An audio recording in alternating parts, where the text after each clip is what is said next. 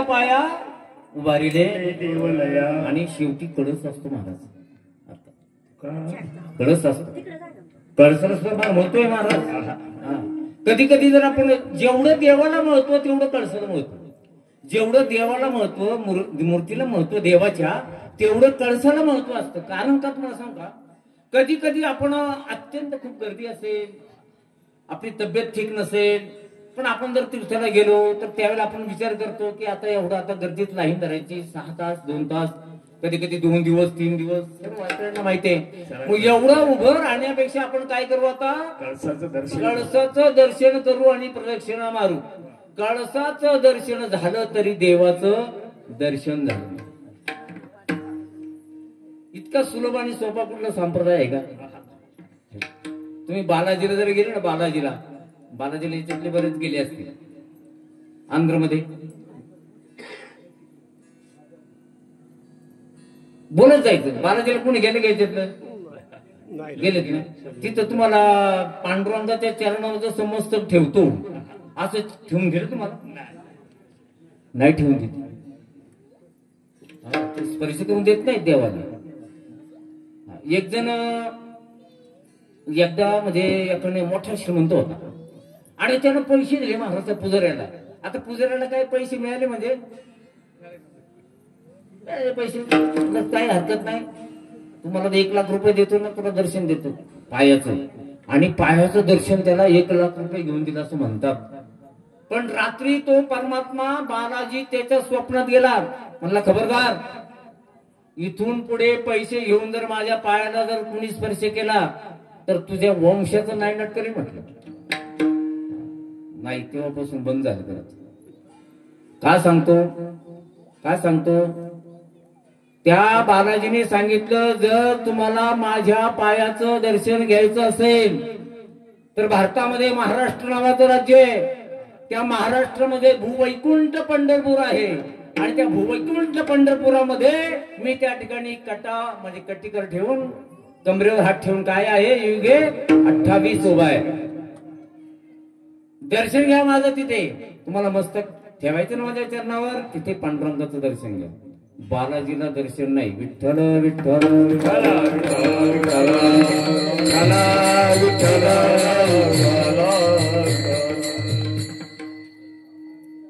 हा संप्रदाय किंवा हे विचार, ही विचारधारणा आपला भारतामध्ये महाराष्ट्र सोडून दुसरं कुठेही नाही.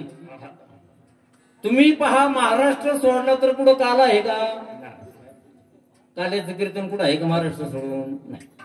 काल्याचं कीर्तन ऐकायचं ठरलं तर फक्त महाराष्ट्रामध्ये. अहो महाराष्ट्र सोडा, महाराष्ट्रात तर आपल्या आहेच काल्याचं कीर्तन, पण भारतामध्ये तर नाही, जगामध्ये नाही, पण वैकुंठ सुद्धा काला नाही. वैकुंठी तो ऐसे नाही, वैकुंठी तो ऐसे नाही, वैकुंठी तो ऐसे नाही, वैकुंठी तो ऐसे नाही, वैकुंठी तो ऐसे नाही, वैकुंठी तो ऐसे नाही, वैकुंठी तो ऐसे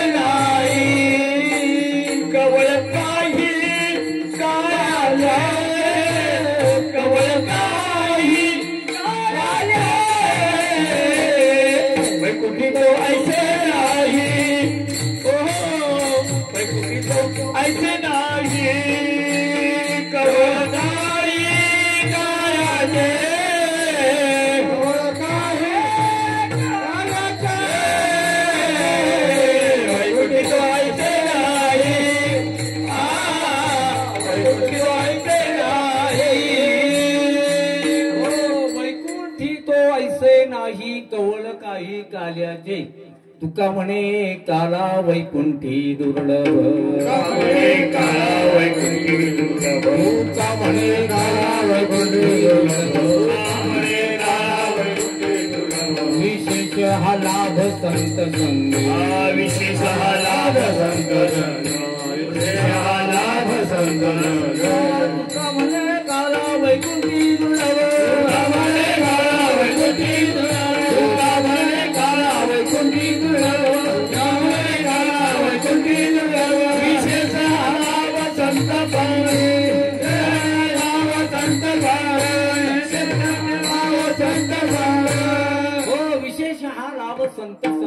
संतांच्या संगतीमध्ये परमात्म्याच्या मांडीला मांडी लावून, काय म्हटलं मी, देवाच्या पंक्तीला नुसतं बसायचं, मांडीला मांडी लावून. अहो ज्यांना काही सुद्धा ज्ञान नव्हतं अशी गवळ्याची मुलं ती, पण त्यांनी त्या परमात्म्याच्या भगवान श्रीकृष्णांच्या मांडीला मांडी लावून एकमेकाचा काला एकमेकात मिक्सचर करून, हे विशेष आहे. पाप पुण्याची शिदोरी मिक्सचर केली. आपण जीव आहोत, कळत न कळत आपल्याकडून पाप होतच का नाही? असं कोणी आहे का तर मी पाप केलं नाही? शोधून तरी सापडेल का? किती एखादा म्हटला अगदी मी जन्मापासून पापच केलं नाही.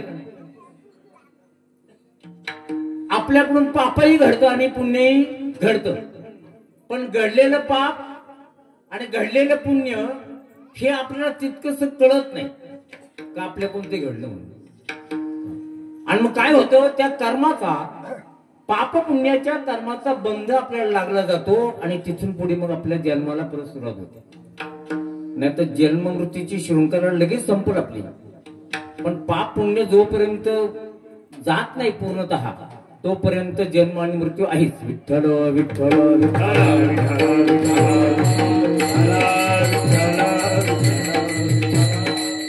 सेवेला जो अभंग घेतलाय ना अत्यंत विचार करणार आहे.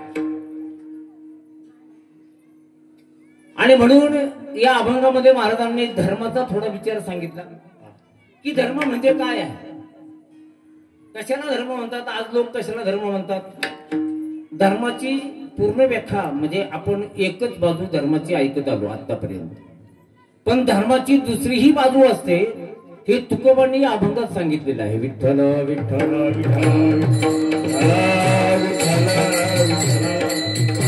हो. आणि म्हणून मी सांगत असतो, विचारांच्या समृद्धीने विचारवंत जेवढ्या उंचीवर असतो, नीट ऐका, विचारांच्या समृद्धीने विचारवंत जेवढ्या उंचीवर असतो तेवढ्या उंचीवरून त्याचा उपदेश असल्यामुळे सर्वसामान्य लोकांच्या डोक्यावरून जातो. महाराजांनी दया म्हणजे काय अभंगाच्या प्रथम चरणामध्ये जरी सांगितलं असलं तर दयेची व्याख्या आपण करताना काय करतो. दया म्हणजे एखाद्याला पाणी देणे, भुकेलेला जेवण देणे, एखाद्या पशु पक्ष्याला चारा किंवा पाणी देणे, त्यांना न मारणे, याला आपण सर्वसाधारण दया समजतो आणि ती दया आहे. म्हणून भूतांची दया असं लिहिले, तिथं अनुस्वार आहे भूतांची, भूताची नाही. नाही तर भूताची म्हणलं भूताचे प्रकारे त्यांच्या भूताची करावं. खवीस आहे, आढळ आहे, संबंध आहे, चकवा आहे, नाही का, व्यतळ आहे, आग्या व्यतळ आहे, बरेच प्रकार त्याच्यात महाराज. तुम्ही कोकणाचा, कोकणामध्ये म्हणजे आपला तरी ठाणे जिल्हा आहे, पण तिकडे रत्नागिरी सिंधुदुर्ग तिकडे जर गेलो ना तर देवचार म्हणून एक प्रकार आहे तिकडे. हा लय सांगायला तो विषय थोडासा लोक तुम्हाला झोपत दचकून जागी होती. विठ्ठल विठ्ठल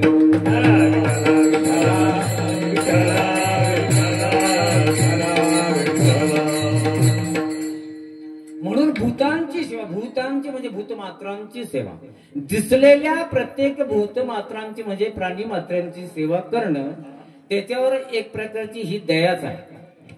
आता ही दया महाराजांनी प्रथम म्हणजे चरणामध्ये सांगितली, परंतु काय सांगितलं की ही दया लोकांना लवकर कळत नाही, अभंग लवकर कळत नाही. अभंग असतो, अभंगाचा प्रत्येक शब्द ना शब्द इतका महत्वाचा असतो, परंतु शब्द ना शब्द आपण तेवढा अर्थाने वापरतोच असं नाही.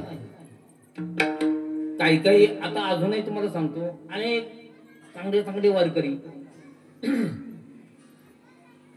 सुंदरते ध्यान अभंग म्हणताना तुका म्हणे माझे हेची सर्व शेवट काय काय पाहिना म्हणजे पाहणार नाही, पाहिन एक नाही. आता महाराजांनी विचार केला असेल, हे पुढे असे जर लोक जर जन्माला आले, स्वतःच्या जर हक्काचा काना देऊ लागले, अनुस्वर देऊ लागले, सगळा अर्थ बदलतो ना. तुका म्हणे माझे हेची सर्व सुख, हेची सर्व सुख पाहिन श्रीमुख आवडीन. मनाचे गुंती गुंफीला लोक मनाचे मणीच म्हणतात, अर्थ बसत नाही महाराज. असं तसं काही नाही, पण समजत नाही. मोठ्या लोकांच्या सानिध्यात आपण किती वर्ष राहिलो आणि त्या मोठ्या व्यक्तीच्या सानिध्यात राहून त्यांचे काय गुण घेतले याला महत्व आहे. मोठ्यांच्या सानिध्यामध्ये राहण्याचा प्रसंग येतो कधी कधी. मोठ्या व्यक्तीच्या, जो विचाराच्या समुद्राने मोठा आहे, जो ज्ञानाने मोठा आहे, जो कलेने मोठा आहे, नाही का. मग ती गायनाची कला असेल, वाद्यकला असेल, कीर्तनाची कला असेल, वक्तृत्व कला असेल, अनेक प्रकारच्या कला आहेत. हेच कला नाही, अनेक प्रकारच्या कला आहेत दुसऱ्या. कुठलीही कला, मग त्या कलावान पुरुषाच्या सानिध्यामध्ये राहिल्यानंतर आपण जर त्याचा एखादा चांगला गुण जर घेतला तर आपण त्याच्या संगतीत राहिल्याचा आपल्याला लाभ झाला असं म्हणायला हरकत नाही. पण एवढे दिवस जर त्याच्या संगतीत राहून जर काहीच लाभ होत नसेल तर एवढे दिवस संगतीत राहून काय केलं मग आपण? एका महात्म्याच्या संगतीत एकानं 13 वर्ष काढली. किती वर्ष काढली? 13 वर्ष काढली. आणि 13 वर्षांनी एका माणसाने त्याला विचारलं, एवढ्या बाबांच्या महाराजांच्या एवढ्या मोठ्या साधूच्या आणि सानिध्यात संगतीत तू राहिलास, साधूचा एखादा काही गुण घेतला का? म्हटले हो घेतला. तर साधू म्हणले आमचे जे आहेत ना, म्हणले ते गांजा वाढतो होते. गांजा, तो गांजा वाढायला म्हणले मी शिकलो. काय साधूचा गुण घेतलाय? गांजा वाढायचं.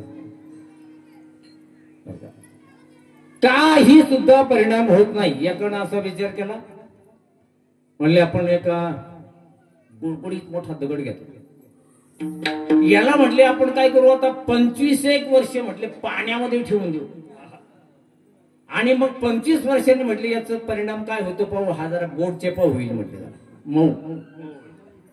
25 वर्ष त्यानं तो दगड पाण्यामध्ये ठेवला आणि 25 वर्षांनी त्यावेळेला 25 वर्षाचा कालावधी, थोडा कालावधी का, 25 वर्षाचा कालावधी गेला आणि 25 वर्षांनी त्याने तो दगड बाहेर काढला पाण्याच्या आणि असा दाबून पाहिला. दाबला? दाबणारच नाही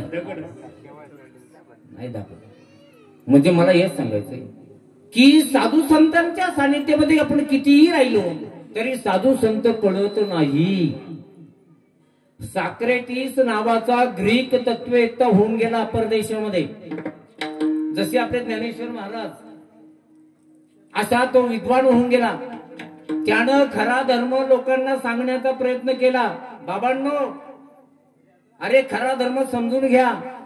अनेक धर्माचे चांगले चांगले वेचे, चांगली चांगली तत्व त्यांनी सांगितली, पण ती प्रचलित असणाऱ्या पहिल्या धर्माच्या थोडी विरुद्ध असल्यामुळे त्या लोकांनी विचार केला, म्हणले हा धर्माचा अपप्रचार करतो, अधर्म सांगतो लोकांना, याला काहीतरी शिक्षा झाली पाहिजे. आणि मग त्याला त्या सॉक्रेटिसला विष देऊन मारण्यात आलं. झोपले का काय सगळे जागे? काय केलं त्याला? म्हणजे चांगला माणूस चांगलं सांगायला लागलं तर लोक काय देतात? विष देतात. तुम्ही शंकराचार्य नाव ऐकू असेल, मी शंकराचार्यांचं बरंच सांगत असतो. आपले आद्य शंकराचार्य आहेत. आता एवढा वेळ नाही आपल्याला सगळं सांगायला, पण शंकराचार्यांच्या जीवनातली गोष्ट, आई वारली. शंकराचार्यांची आई वारली. लहानपणी संन्यास घेतला. संन्यास घेताना संन्यास घेण्याचा एक नियम आहे, ब्रह्मचर्य आश्रम, ग्रस्ताश्रम, वानप्रस्थाश्रम आणि त्याच्यानंतर संन्यासाश्रम. विठ्ठल विठ्ठल विठ्ठल विठ्ठल विठ्ठल विठ्ठल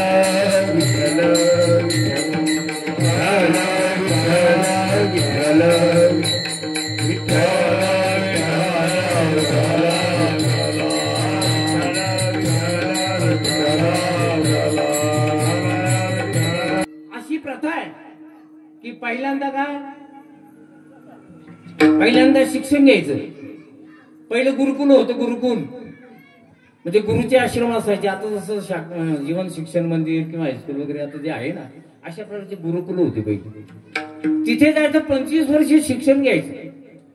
गुरुकुलामध्ये जायचं, वेद पठण म्हणजे त्या ठिकाणी वेदाचा अभ्यास, शास्त्राचा अभ्यास, सर्व शास्त्राचा अभ्यास करून आपल्या संसारासाठी उपयुक्त असणारं सर्व ज्ञान, प्रपंचासाठी आणि परमार्थासाठी दोन्हीसाठी असणारं सर्व ज्ञान त्या वेदातून शास्त्रातून घ्यायचं. आणि मग त्याच्यानंतर ग्रस्ताश्रम करायचा. मग ग्रस्ताश्रम परत 25 वर्ष करायचा. 25 वर्षानंतर मग काय करायचं, मग 25 वर्ष म्हणजे 25 आणि 25 गेली, किती झाली, 50. 50 झाल्यानंतर मग 51 सुरू झालं. 51 सुरू झालं की त्याने विचार करायचा, प्रपंचातली आता आपली कामं आता संपलेली आहेत, आता मुलाच्या ताब्यात थोडं थोडं द्यायला पाहिजे. मग त्यानं मुलाच्या ताब्यात थोडं थोडं द्यायला सुरुवात करायची. आणि एकदा 52 सुरू झालं की मग त्याला वन म्हणजे काय, जवळ आहे का नाही वन, बाबा आता वन म्हणजे तू आता घर सोड आणि जरा थोडं वनात जा. अरे थोडं निसर्गाच्या सानिध्यात जा. आतापर्यंत प्रपंचात होतं का नाही, आतापर्यंत प्रपंचात सर्व कामं केली का नाही, मग थोडं आता प्रपंच सोड. अनासक्ती योग, याला शास्त्रामध्ये अनासक्ती योग म्हणतात, की संसाराची आसक्ती आता सोड. आणि संसाराची आसक्ती सोडून थोडं वनामध्ये जा. किती वर्ष वनामध्ये जायचं, परत घरी यायचं, जंगलात जायचं, परत घरी यायचं, निसर्गात यायचं, परत घरी यायचं. तिकडं लक्ष नाही, इकडं लक्ष, दोन्हीकडे लक्ष. पण दोन्हीकडे लक्ष 25 वर्ष एकदा गेली की राहिलेली शेवटची 25 वर्ष मात्र घराकडे पाहायचं नाही. घराकडे पाहायचं नाही म्हणजे घर सोडायचं नाही, पण घराच्या काय मुलं करतात, काय नातवंड करतात, काय पतवंड करत पाहायचं नाही. फक्त म्हणजे हरिचिंतन, संन्यास. मग याला संन्यास म्हणजे प्रपंचात राहून सुद्धा संन्यास घेता येतो. परंतु आता शंकराचार्यांनी काय केलं, डायरेक्ट ब्रह्मचर्यातून संन्यास घेतला. आईला सांगितलं मला संन्यास घेऊ दे. आई म्हणते एकुलता एक तू मुलगा आहे, वंशाला कोणतरी पाहिजे, तू संन्यास घेतल्यानंतर माझं कसं होणार, आपल्या वंशाला कोण आहे. मग असं सांगितल्यानंतर आई मला आता संन्यास घेऊन देत नाही, काय करायचं. आता शंकराचार्य म्हणजे भगवान शंकराचा अवतार होता. आई धुण्यासाठी आणि पाणी आणण्यासाठी नदीवर गेली. आईच्या बरोबर तो गेला. वय वर्ष 6-7 वर्षाचं वय आहे. आणि मग अशा वयामध्ये तो त्या आईच्या बरोबर गेला. आई धुणं धुते त्या ठिकाणी, नादात तिच्या कामात आहे धुण्याच्या. आणि तेवढ्यामध्ये काय झालं, हा थोडासा पाण्यामध्ये गेला, आंघोळ करू लागला. कमरे इतकं पाणी होतं. तेवढ्यात एक मगर आली आणि मगरीने त्यांचा पाय धरला. मगरीने पाय धरल्यानंतर मोठ्याने ओरडलेले शंकराचार्य, मला मगरीने धरलं, आई मला मगरीने धरलं. अरे बापरे म्हटले, आता काय करायचं, आता इथं वाचवायला कोण नाही, मी बाई माणूस काय करू म्हटले. तुला कोण वाचविल, हे परमेश्वरा, हे भगवान शंकरा. अनेक प्रकारची प्रार्थना देवाची करू लागली, परंतु तिथे काय कुणीच नव्हतं. त्या शंकराचार्याने सांगितलं, हे बघ देवाला हात मारू नको, एक काम कर, तू मला जर संन्यास घ्यायला परवानगी देत असेल ना तर मगर मला लगेच सोडील. आई म्हटली बाबा ते संन्यास घेतला तरी चालेल, संन्यासाच्या रूपाने काय होणार, पण तुम्हाला दिसला पाहिजे. मगरीला म्हणले, मगरी बाई लागतो तो संन्यास घेईल बाई, पण त्याला सोडून. मगरीने लगेच सोडून दे. का सांगितलं, अशा सानिध्यामध्ये ज्या म्हणजे संतांच्या, पण ज्या वेळेला संन्यास घेतल्यानंतर बरेचसे दिवस गेल्यानंतर सर्व शास्त्र पारंगत झाले आणि वयाच्या 9व्या वर्षी वेदावर भाष्य लिहिलं संस्कृत मध्ये. वेदावर इतकी प्रगल्भ बुद्धी. आणि ते लिहिल्यानंतर पुढे काय झालं, बाकीचे ते त्यांचे भाऊबंद होते ना, भाऊबंद फार अवघड असतं. भाऊबंदकीचं मोठं अवघड आहे, लक्षात घ्या. भाऊबंदांनी विचार केला, म्हणे गेले आपलं विचारलं का संन्यास घेताना, नाही विचारलं. संन्यास वास्तविक संन्यास म्हणजे आता मी तुम्हाला सांगितलं की पहिले 2 आश्रम टाकल्यानंतर शेवटचा आश्रम संन्यास आहे. यानं अगोदरच घेतला म्हणले, हा संन्यास घेण्याच्या लायकीचा नव्हता, पण घेतला म्हटलं, याच्यावर आता म्हटलं याला कोणी मदत करायची नाही.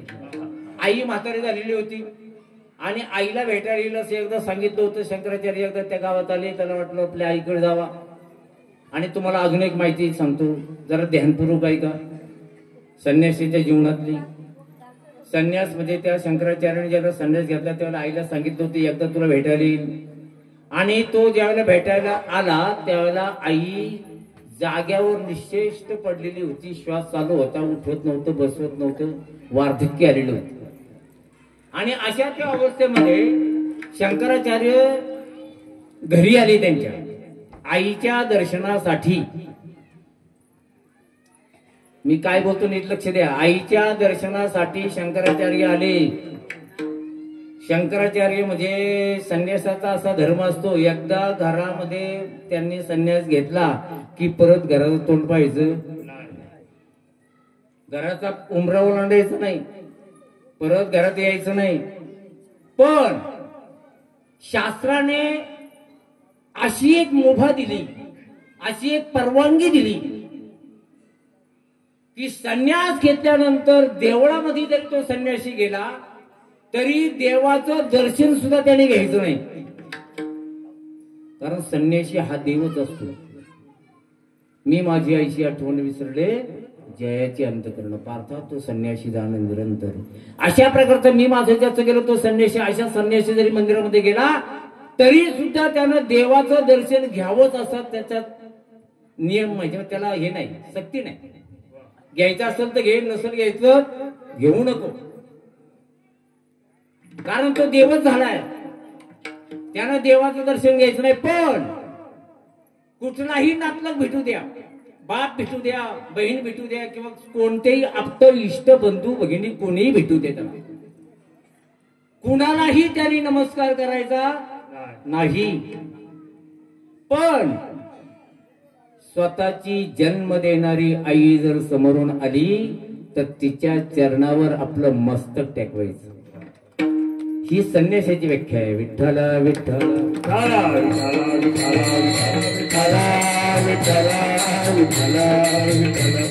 इतकं आईचं महत्व आपल्या शास्त्रामध्ये सांगितलेलं आहे महाराज. आणि म्हणून किती त्या सानिध्यामध्ये साधूंच्या राहिलं तर त्याचा आत्मगुण जर आपल्या ठिकाणी येत नसेल तर उपयोग नाही. सॉक्रेटिसला विष घालून मारलं, छत्रपती शिवाजी महाराजांना सुद्धा समजू शकलं नाही लोक, मावळे. स्वराज्य स्थापन केलं, हिंदवी स्वराज्य स्थापन केलं कोणी? भगवान यांनी, छत्रपती शिवाजी महाराजांनी. मोगलांचं राज्य होतं, आदिलशाही होती, निजामशाही होती, इकडे गोवळकोंड्याची गोवळशाही होती, शाह्या होत्या.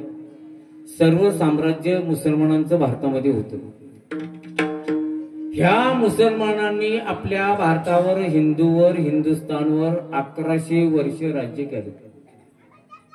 किती वर्ष केलं? 1100. 1100 वर्ष म्हणजे थोडी का? किती पिढ्या झाल्या?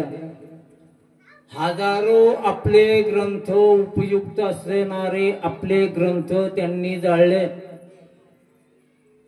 थंडी वाजती म्हणून शेकायला काही नाही म्हणून आपले ग्रंथ अग्नी जाळले, शेकत बसले. आंध्र प्रदेश मध्ये एक ग्रंथ सापडला, त्याचं नाव आहे काकनाडी, ग्रंथाचं नाव आहे. अशा प्रकारचा ग्रंथ आहे. त्या ग्रंथामध्ये जी लिहिले महाराज, मनुष्य भक्त समोर पाहायचा, त्याच्या चेहऱ्याची ठेवण, उभट चेहरा, त्रिकोणी चेहरा, गोल चेहरा, बारीक डोळे, मोठे डोळे, बारीक कान, मोठे कान, सामुद्रिक मुद्रा सांगतो तुम्हाला चेहऱ्याच्या, हे त्याच्यामध्ये.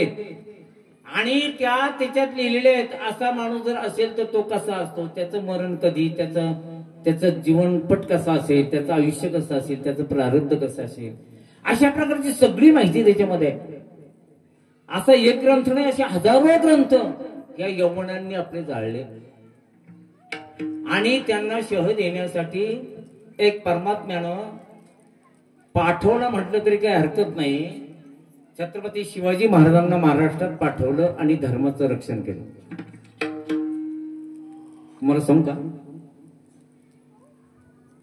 छत्रपती शिवाजी महाराजांनी स्वराज्याची स्थापना केल्यानंतर असा जगामध्ये एकच राजा, पूर्ण जगामध्ये एकच राजा, जगामध्ये म्हणतो मी, भारतामध्ये नाही. अकबर बादशाह आपल्या भारतात झाला, इस्लामी म्हणजे यवनांचा. अकबर बादशाह ज्यावेळेला बादशाह झाला, हिंदूंच्या 60 मुली त्यांनी पळवल्या आणि बायका केल्या. मी सांगतो ते समजते का तुम्हाला?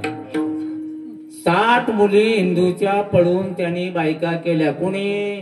अकबर बादशाहने. तुम्ही मला सांगा, आता हिंदुस्तान अकबराचं सांगितलं, अल्लाउद्दीन खिलजी, बाबर हे अमके तमके, मोहम्मद तुगलक भरपूर आहेत, एकही धड नाही, एकही नाही असं म्हणजे नाव घ्यावं का हा चांगला होता. सगळ्यांनी हिंदूचा छळच केला. पण तुम्ही सांगा, छत्रपती शिवाजी महाराजांच्या चरित्रामध्ये शिवाजी महाराजांनी आपल्या असणाऱ्या बायका सोडून कुठल्या स्त्रीवर पापी नजर ठेवली? परस्त्री माते समान मानणारा जगामध्ये एकमेव राजा, राजा छत्रपती महाराज, छत्रपती शिवाजी महाराज. आणि त्या शिवछत्रपती महाराजांना आपलेच मावळे समजू शकले नाही. अहो, आपल्याच लोकांनी त्याला विरोध केला, आपल्याच लोकांनी विरोध केला. महाराज आपल्याच लोकांनी विरोध केला. इकडे ज्यावेळेला कल्याणचा खजिना लुटला, सुभेदाराची त्या ठिकाणी असणारी 16 वर्षाची युवती, ती मुलगी, इतकी सुंदर दिसणारी मुलगी, ती मुलगी आपल्या मराठ्यांच्या त्या सैनिकांनी पळवून आणली आणि आणल्यानंतर शिवाजी महाराजांच्या पुढे उभी केली. त्यांना असं वाटलं की शिवाजी महाराज हिचा स्वीकार करतील. आणि ज्यावेळेला असं वाटलं की आपल्याला काहीतरी बक्षीस मिळेल, ही मुलगी सुंदर आहे, अगदी स्वीकार करतील, महाराज आपल्याला शाबासकी देतील. पण महाराजांनी ज्यावेळेला ती मुलगी समोर पाहिली आणि तिचा घुंगट ज्यावेळेला बाजूला केला, इतकी सुंदर दिसायला मुलगी होती महाराज. पण त्या मुलीकडे पाहिल्यानंतर छत्रपतींनी सांगितलं, अरे वा म्हटले, सुंदर, किती सुंदर मुलगी आहे, पण मी सांगतो ही तुम्ही कशासाठी आणली? म्हणजे महाराज तुमच्यासाठी आणली. अरे अरे अरे अरे म्हटले, अजूनही तुम्हाला छत्रपती ओळखता आला नाही, मला तुम्ही अजूनही ओळखलं नाही. अरे मला जर हेच करायचं होतं तर मग एवढांचं राज्य काय वाईट होतं? मग त्यांचं राज्य चांगलं होतं ना. कशासाठी मी स्वराज्य उभारलं? एवढी मोठी सुंदर मुलगी, त्यांच्या तोंडातून एक वचन बाहेर पडलं, अशीच अमुची आई असती सुंदर रूपवती, आम्ही ही सुंदर झालो असो वदले छत्रपती. अशी जर आमची आई असती तर आम्ही सुंदर झालो असतो. तिला भगिनी मानून चोळी बांगडी देऊन त्या ठिकाणी तिचा सत्कार केला असा एकमेव राजा फक्त छत्रपती शिवाजी महाराज. धर्माचे पालन, धर्माचे पालन, धर्माचे पालन, धर्माचे पालन,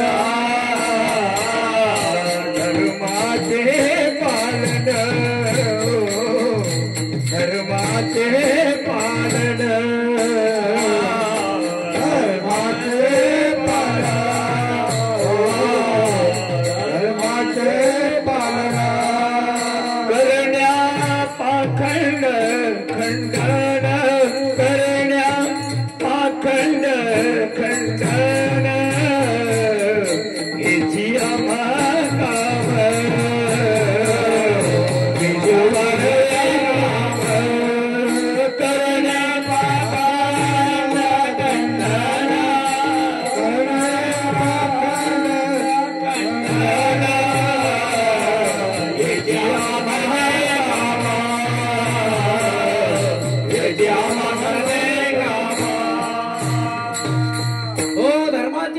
करणे पाखंड खंडने हिची अम्मा करणे काम बीज वाढवावे. छत्रपती शिवाजी महाराजांचं सांगत होतं, छत्रपती शिवाजी महाराजांना सण मावळे समजू शकले नाहीत.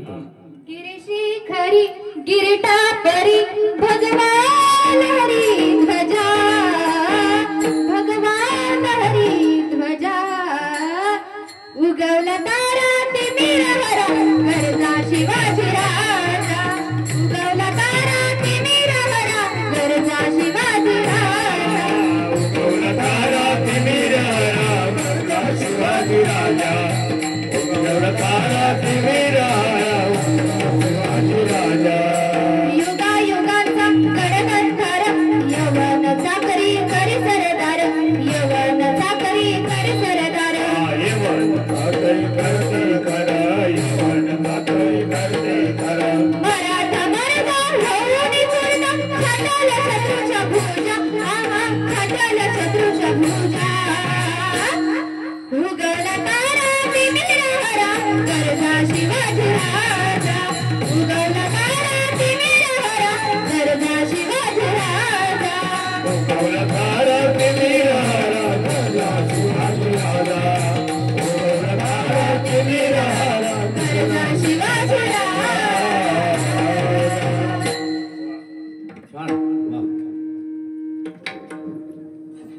अशा लहान मुलांना आत्तापासून छत्रपती शिवाजी महाराज आणि संभाजी महाराजांबद्दल प्रेम पाहिजे.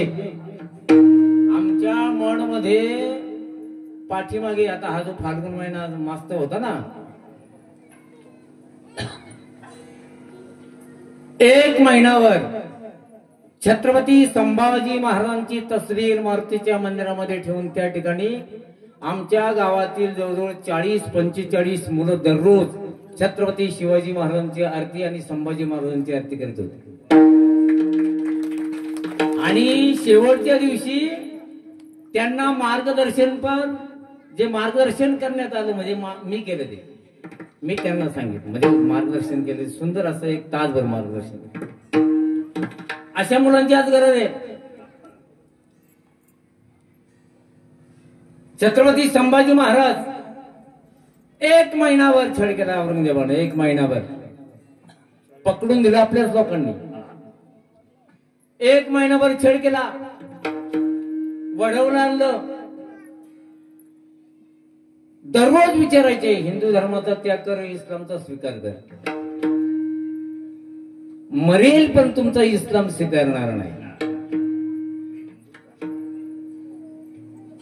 किती छळ केला व ते छळाला काही सीमा आहे का?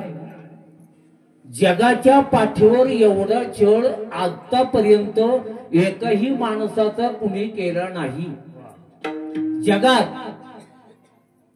अब कान कापले, डोळे काढले, जीभ कापली, हातापायाची नख अशी सालटली म्हणजे कापली कोयत्याने कशाने तरी असे काढले. किती वेदना झाली असतील महाराज, तरी सुद्धा इस्लामचा स्वीकार करीत नाही म्हटल्यानंतर आपण जसं लाकूड तासतो अशा प्रकारचं तलवारीने छपले काढले अंगावरचे असे आणि त्याच्यावर मिठाचं पाणी टाकलं.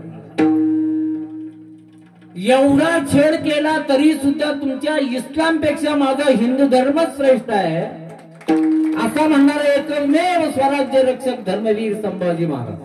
संभाजी महाराज की, संभाजी महाराज की. त्या काळामध्ये किती माणसं जी महात्म्य असतात ती लोकांना कळत नाही. हे आपल्या मराठी माणसाचं दुर्भाग्य आहे. मराठी माणसामध्ये मी काल सांगितलं पिंपळगावच्या यांच्या कीर्तनामध्ये की मराठी माणसाला माणूस मेल्याशिवाय त्याचं महत्व कळत नाही. माणूस मेल्याशिवाय त्याचं महत्व कळत मेलं म्हणतात, चांगलं म्हणतात, कधी म्हणतात. आणि मग दिसपिंडाला श्रद्धांजली वाहणाऱ्यांची तर लय गर्दी असते. ते श्रद्धांजली वाहणारे असे असतात तुम्हाला सांगतो, त्याचा त्या माणसाशी मेलेल्या माणसाशी काही संबंध नसतो, कधी पाहिला पण नसतो, पण बोलायला मिळतंय ना, चला बोला. जो पुढचा बोलला तो मागचं बोलतो, तो बोलला का त्याच्या मागचं तेच बोल. लोक ऐकून ऐकून ऐकून कंटाळतात. असं वाटतं की हे काय चाललंय. महाराज तुमच्या आदिवासी समाजाचं एक प्रवचन होतं माझे, एक आपल्याला सांगत प्रवचन झालं आणि प्रवचन झाल्यानंतर ते आणणारे तुमचे राजकीय पुढारी एवढे आले होते. एकाचं भाषण, एक भाषण. बरं भाषण पण असं कमी 5 ते 7 मिनिटात उरकून घ्यायचं का नाही. एकाचं भाषण 15-20 मिनिटं.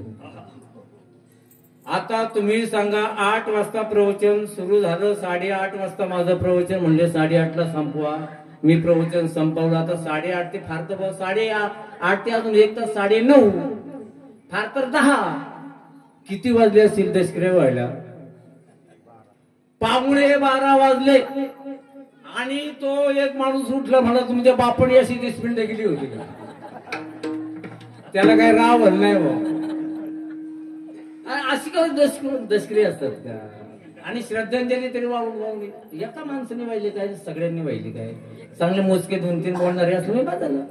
त्याचं कार्य काय आहे, त्याच्या कार्याचं कर्तृत्व सांगा, त्याच्या ठिकाणी असणारे जे गुण आहेत चांगले ते सांगा. बरं आम्हाला तिथे किती वाईट माणूस असला तरी चांगलं सांगावं लागत. आयुष्यभर पेताड असू द्या, पण तिथे जर आम्ही म्हणलं हा पेताड होतो तर आम्हाला प्रवचन मिळेल का? आम्हाला चांगलं सांगावं. गंमत मोठी अवघड आहे. विठ्ठल विठ्ठल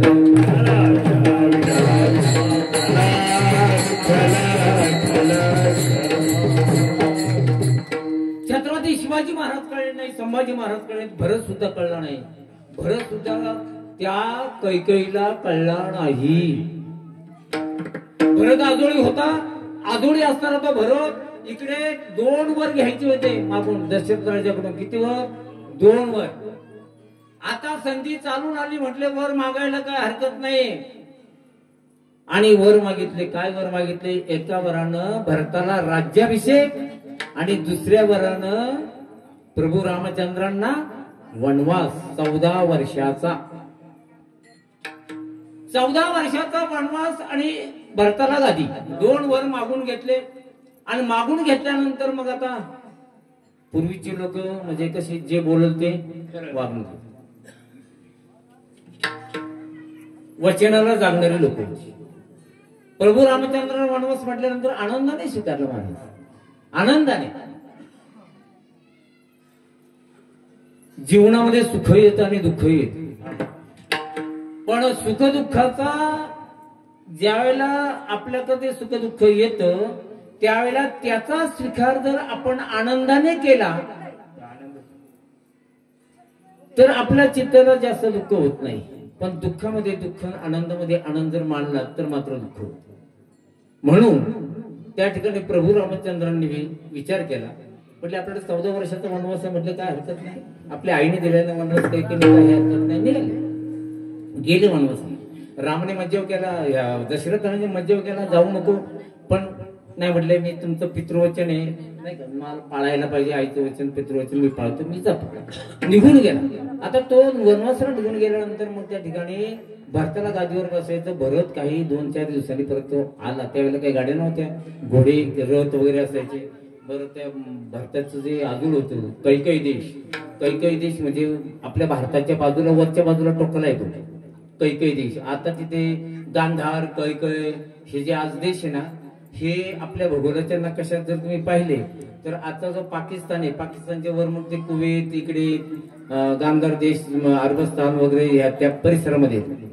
एवढ्या लांबचा प्रवास करायचा म्हटल्यानंतर मग त्याला थोडा 2-4 दिवस टाइम लागला. रथातून प्रवास केला. रथातून प्रवास केल्यानंतर घरी ज्यावेळेला अयोध्येमध्ये आला आणि अयोध्येमध्ये आल्यानंतर सगळं सुनसुनाट दिसलं. सगळं अयोध्येची आनंदित असायची. आनंदित कुणीच नाही. अहो माणसं तर सोडा पण पशु आणि पक्षी सुद्धा आनंदात नाही. पशु पक्ष्यांच्या सुद्धा डोळ्यातून अश्रू. आणि हे ज्यावेळेला त्या पाहिलं भरतानी त्यावेळेला म्हणलं काय झालं माझ्या अयोध्येत काय झालंय. आणि म्हणून मोठ्या आणि यांनी तो दुःखाने त्या ठिकाणी त्यांनी प्रवेश केला. आल्यानंतर पहिला आपल्या महाराज गेला. दशरथ राजा गेलेला होता. दशरथ राजा कैकेयीच्या महालात गेला. आणि कैकेयीच्या महालात गेल्यानंतर समोर कैकेयी म्हटलं आई सर्व अयोध्या आज दुःखी दिसते. माझा बाप दिसत नाही. अयोध्या सर्व लोक दुःखी दिसतात. काय घडले असं या अयोध्येमध्ये सांग. अयोध्यामध्ये काय घडले असं सांग म्हटल्यानंतर ती कैकेयी अगदी हसत हसत हसत त्याच्या जवळ गेली. म्हणली बाळा अरे तुझ्यासाठी म्हटली बाळा तुझ्यासाठी तुला राज्याभिषेक मिळावा, तुला गादी मिळावी, तुला राज्याभिषेक अयोध्येचा राजा तू व्हावा या सदिच्छेने चांगल्या भावनेने म्हटले मी माझे 2 वर मागून घेतले. एका वरानं प्रभू रामचंद्रांना वनवासाला पाठवलं आणि दुसऱ्या वरानं मी तुला गादीवर बसवणार. हे कुणी ऐकलं? भरताने उत्तर दिलं माता न तू वैरिणम. तू माझी आई नाहीस, तू वैरीण आहेस. अरे तू त्या प्रभू रामचंद्रांना माझ्या दादाला वनवासाला पाठवलं. माझ्या वडिलांचा प्राण तुझ्या या वचनामुळे गेला, तुझ्या या हट्टामुळे गेला, तुझ्या वरामुळे गेला. पापिनी आहेस तू.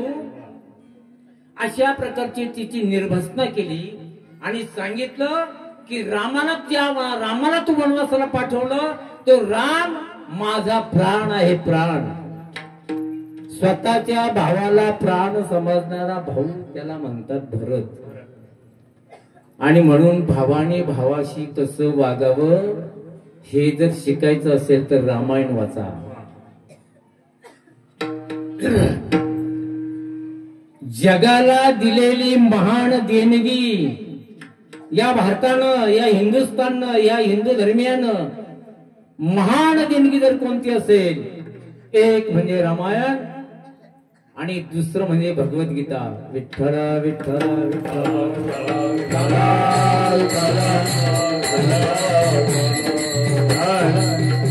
नाही समजू शकली काही सुद्धा आपल्या भारताला, मुलाला नाही समजू शकली. मला हे सांगायचं. अहो एवढंच काय तुम्हाला सांगतो, अगदी जवळचं उदाहरण सांग, ज्याला आता उद्या आपण कार्य करणार आहे. यशोदा मैया सुद्धा भगवान श्रीकृष्णांना हा भगवान आहे हे समजू शकली नाही. नाही समजू शकली. तिला वाटायचं आपल्यासारखाच दिसणार. याच्या आईचा तपास नाही, याच्या बापाचा तपास नाही. कुणी म्हणे वसुदेवाचा, कुणी म्हणे नंदाचा, नाही का. ठाऊन आहे आई बापाचा ओळखी मला आहे ना डोळं म्हणतात तुम्ही.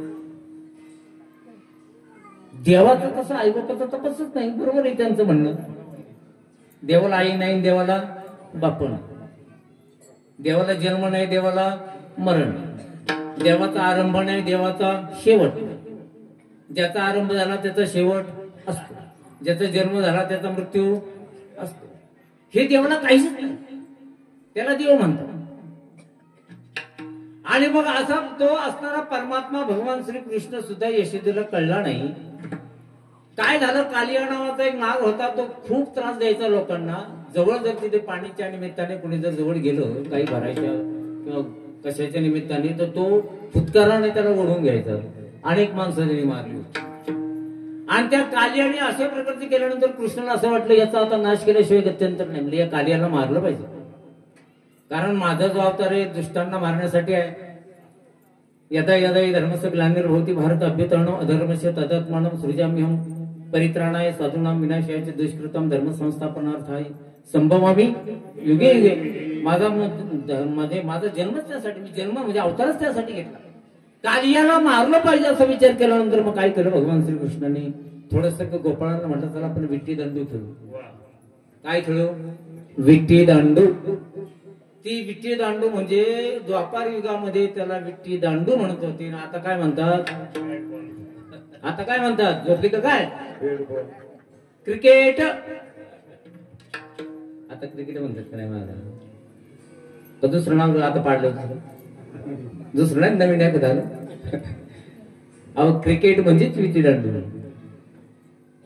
त्याला आता जागतिक स्तरावर केवढं महत्व आहे, केवढं महत्व आहे. एक धावा बसवाय गेलो होतो. धावा, गाडीचा धावा तेव्हा बसत नव्हते का? झोपली का काय सगळे जुने. आता मोटर आले, आता गाडी आल्या, गाड्या सरल्या आता खटर गाड्या लोकांना. धावा बसवाय गेलो होते आणि धावा बसवाय गेल्यानंतर ते गेले दोघ जण धावा बसवायला. त्या जुने काळची गोष्ट.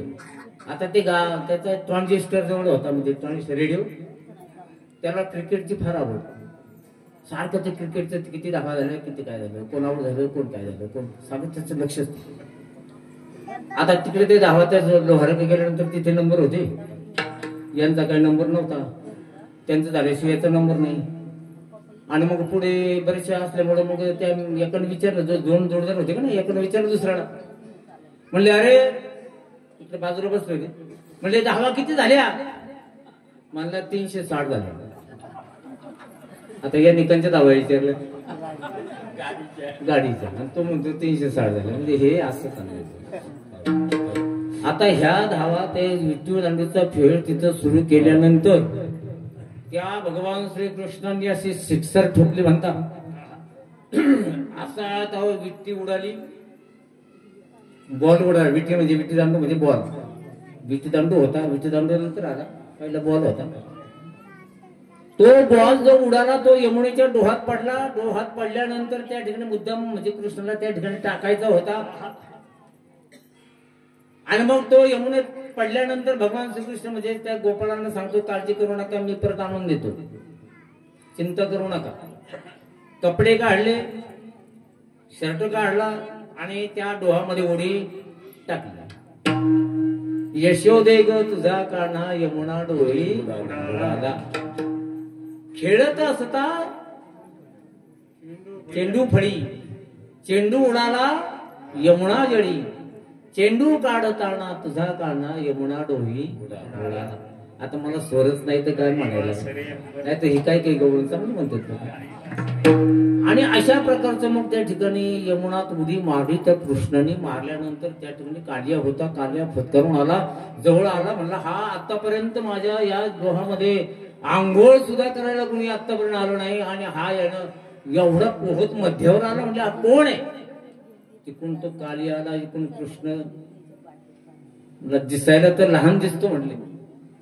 आला कृष्ण जवळ, त्या कालियाच्या वर फण्यावर उभा राहिला. त्याला मारून मारून मारून मारून शेवटी मला काय सांगायचं, त्याला काय करून टाकला, मारून टाकला.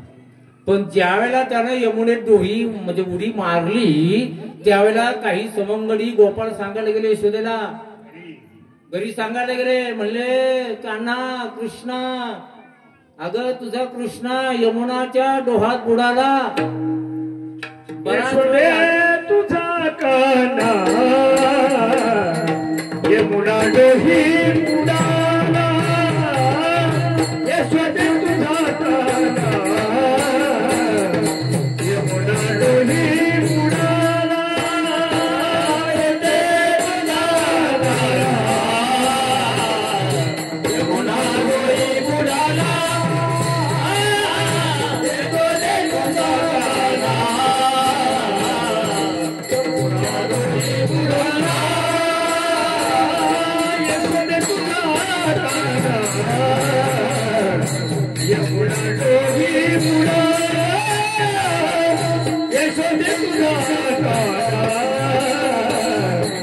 यमुना डोही बुडाला. यमुना डोही बुडाला.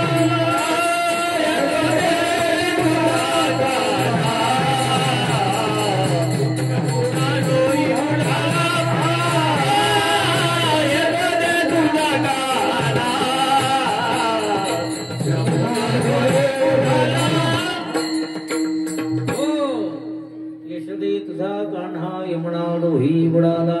सांगायला गेले यशोदेला. यशोदेला हे बातमी कळल्यानंतर यशोदे रडत रडत रडत रडत रडत ज्या ठिकाणी बुडाला त्या यमुनेच्या डोहाच्या त्या कडेला आली, किनाऱ्यावर आली. माझा कृष्ण कुठे बुडाला? मुलांना विचारते, बाकीच्या सवंगड्यांना विचारते, म्हणले तो अगदी आतमध्ये गेला, म्हणले तिकडे बुडाला, म्हणले कुठे दिसत नाही. आता म्हणले मोठ्याने रडायला सुरुवात केली, कृष्णा तुला कुठे पाहू, कृष्णा कधी आता बाहेर येशील, कृष्णा असं कृष्णा तसं. खूप शोक करायला सुरुवात केली, खूप शोक केला.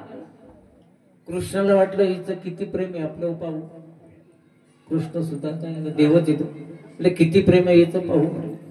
मग कृष्ण काय करायचा, ही शोक करत करत करत अगदी किनाऱ्याच्या जवळ. बरं यमुना नदी म्हणजे काय आपली नदी नाही, आपलं आता धरण आहे ना, यास हे धरणासारखी नदी मोठी खोल. तिकडून कृष्ण अशा प्रकारची लाट इकडून पाठवायचा, मोठी लाट. ती लाट तिकडून आली की यशोदा माग. यशोदा काय करायची, आणि मोठ्याने फक्त तोंडाने म्हणायचे, माझ्या कृष्णा अरे कुठे बुडाला, कुठे बुडाला. कृष्णाच्या लक्षात आलं, म्हणले अंग राखून या माये शोक करी, अंतरीचे हरी जाणवले. मागे सरे माय पाऊला पाऊली, आपुलेच घाली धाके अंग. अंग खाली टाकायची, पण पाण्यात नाही टाकायची, इकडे वाळूत टाकायची.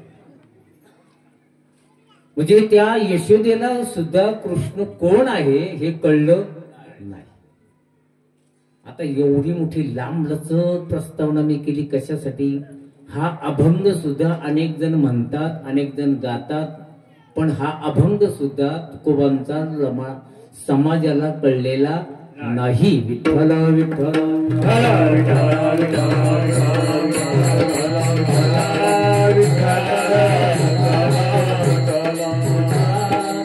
आणि म्हणून दयेची व्याख्या सांगत असताना, दया म्हणजे काय सांगत असताना त्या ठिकाणी आणि एक करुणा आहे आणि एक दया आहे.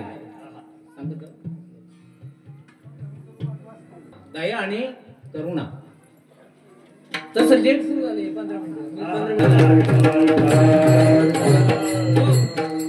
दया आणि करुणा प्रसंगात म्हणजे तुम्हाला सांगतो, दया कशाला म्हणतात आणि करुणा कशाला म्हणतात. दोन्ही शब्द तसं समानार्थी लोक वापरतात, परंतु दया वेगळी आणि करुणा वेगळी.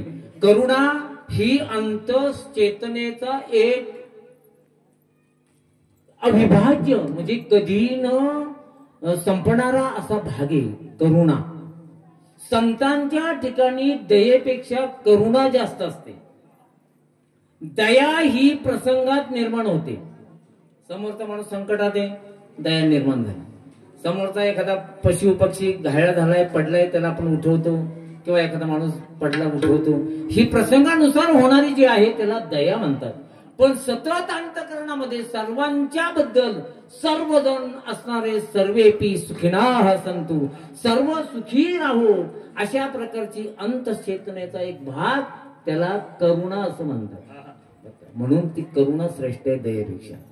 दया या ठिकाणी शब्द का वापरला, करुणा का नाही वापरला महाराजांनी? मग दया शब्द या ठिकाणी वापरला त्याचं कारण असं आहे की दया ही म्हणजे दया लोकांवर आपण जे दाखवतो ती दया ही एक, दया शब्दात एक अंग आहे, पण दयाच्या पुढचा एक अजून एक अंग आहे. दया तेव्हा पूर्ण होते तेव्हा पूर्ण होते अभंगामध्ये जे आज प्रथम चरण वापरलं महाराजांनी. काय वापरलं? दया तिचे नाव भूतांचे अनिक निर्दलन कंटकाचे. अनिक निर्दलन कंटकाचे म्हणजे समाज कंटक, समाजामध्ये असणारे लोकांवर दया करा हा एक भाग. पण दया करून जर एखादा समाज कंटक, समाज बिघडीत असेल, समाजामध्ये अनिती निर्माण करीत असेल, अधर्म निर्माण करीत असेल, स्त्रियांवर अत्याचार अनाचार करीत असेल, तर असा असणारा जो कोणी समाज कंटक आहे त्याचं निर्दलन करा. अभंगाच्या प्रथम दयाचे नाव भूताचे पालन, दयाचे नाव भूताचे पालन, दयाचे नाव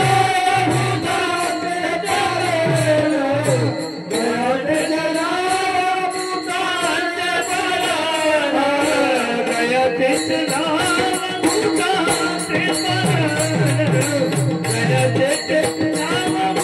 भूताचे पालन,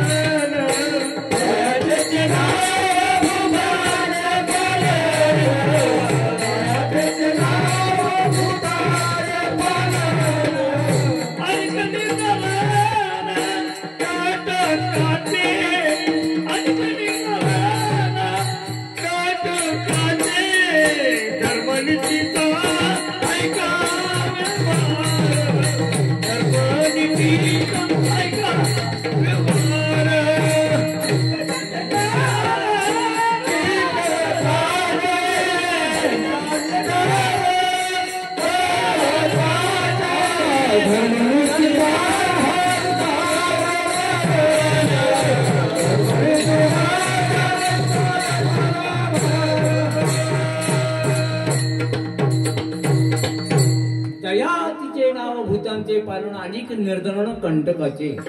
तेव्हा दया पूर्ण होते. नुसती दया करून उपयोग नाही, तर दयेबद्दल व्याख्या करत असताना भगवान श्रीकृष्णाने सुद्धा गीतेमध्ये आणि अशा प्रकारची व्याख्या केलेली आहे. विठ्ठल विठ्ठल विठ्ठल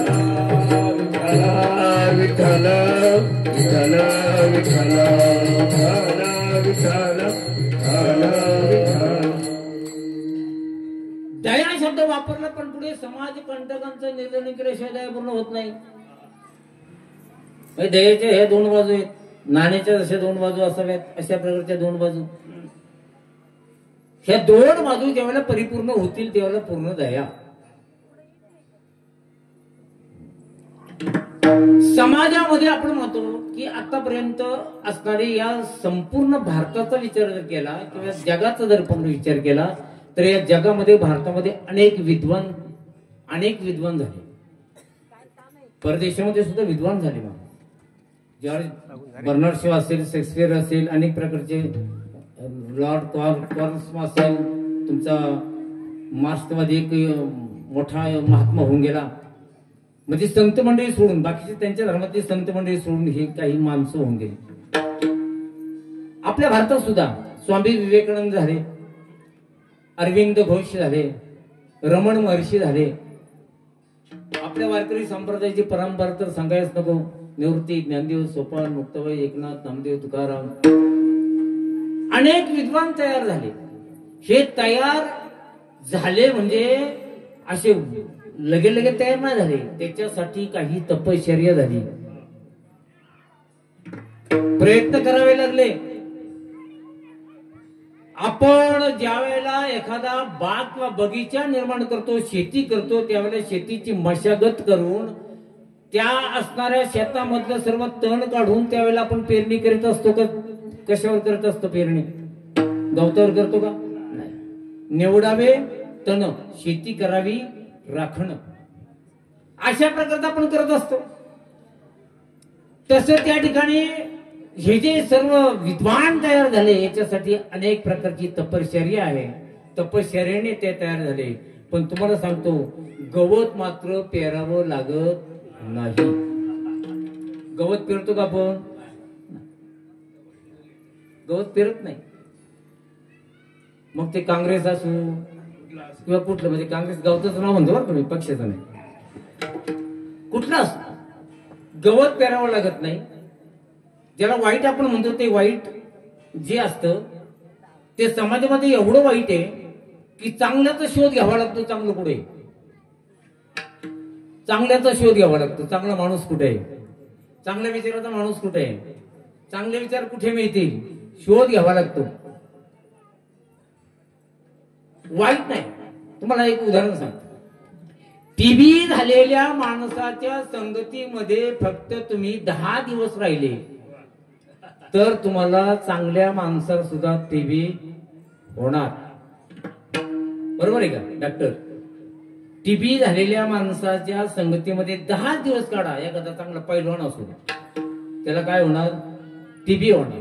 पण एखादा नावाजलेला महाराष्ट्र केसरी जरी पैलवान असला आणि त्याच्या सानिध्यामध्ये तुम्ही 10 दिवस नाही 10 महिने काढा, तो पैलवान होऊ शकत. हे का सांगतो की समाजामध्ये अशा प्रकारचा समाज आहे हा की त्या ठिकाणी दयाच्या व्याख्या करत असताना आणि तुकोबारायांनी 2 प्रकारची व्याख्या केली. एक समाजावर म्हणजे तुमचं भूतमात्र असेल, प्राणी असेल, पक्षी असेल, माणसं असतील, सर्वावर दया करायची. म्हणजे सर्वांचं प्राणाचं रक्षण करा, सर्वांना त्या ठिकाणी अन्न द्या, पाणी द्या, रक्षण करा, निवारा सर्व करा. आता सध्या एप्रिल महिना चालू आहे, पुढे मे महिना आहे. तुम्हाला माहित नाही, तुम्ही जरा नीट विचार करा. या महिन्यामध्ये जास्त आवश्यकता कशाची असते? पाणी. कशाची असते? पाणी पितो कोणाही जास्त आपण. मग आपण पाणी पितो, आपल्या घरामध्ये पाणी असतं म्हणून आपण पितो. पशु पक्ष्यांना पाणी पिण्यासाठी जर त्या माणसाने एखाद्याने कुठेतरीची सोय केली तर किती चांगलं आहे का नाही? पशु पक्ष्यासाठी पाण्याची सोय करा, पशु पक्ष्यासाठी तुमची चारीची सोय करा, पाण्याची सोय करा, दाणे ठेवा पक्ष्यांसाठी. ही सुद्धा एक प्रकारची दयाच आहे आणि ही आपल्या धर्मात सांगितलेली आहे. मग एखादा म्हणेल हा जो व्यवहार आहे, हा धर्म जो सांगण्याचा व्यवहार आहे, हा तुकोबारानं कोणी सांगितलं? तुकोबाबाई म्हटले, तुकोबा म्हणतात की मला सांगतो, हा जो धर्मनीतीचा व्यवहार आहे ना, हा व्यवहार आत्ताच मी सांगतोय असं नाही. आमच्या देवांनी सांगत आलंय, म्हणजे कृतयुगापासून, त्रेतायुगापासून, द्वापरयुगापासून, आता कलियुगापासून मी त्या देवाच्या बरोबरच असतो आणि देव जे सांगतात ना तेच मी तुम्हाला सांगतो. अभंगाच्या 2ऱ्या चरणामध्ये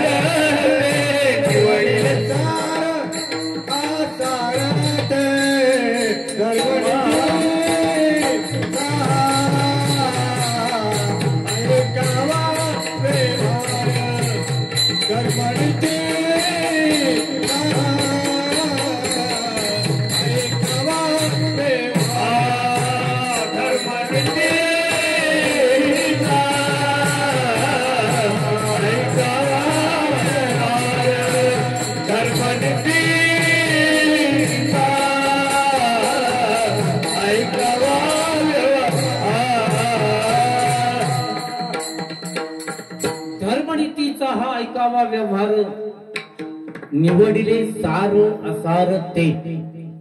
महाराज म्हणतात निवडिले सार असार ते. मी सार निवडले याच्या ठिकाणी. असार काय आहे सार काय आहे याचा विचार करून बाबांनो हा धर्मनीतीचा व्यवहार तुम्हाला सांगतो. जगामध्ये ज्याला आपण म्हणतो पाप, त्या पाप म्हणजे काय आहे, कशाला पाप म्हणतात नाही का. पापाचे अनेक प्रकार आहेत, कायिक वाचिक मानसिक अनेक प्रकारची पाप आहेत, सांगायला वेळ नाही आपल्याला.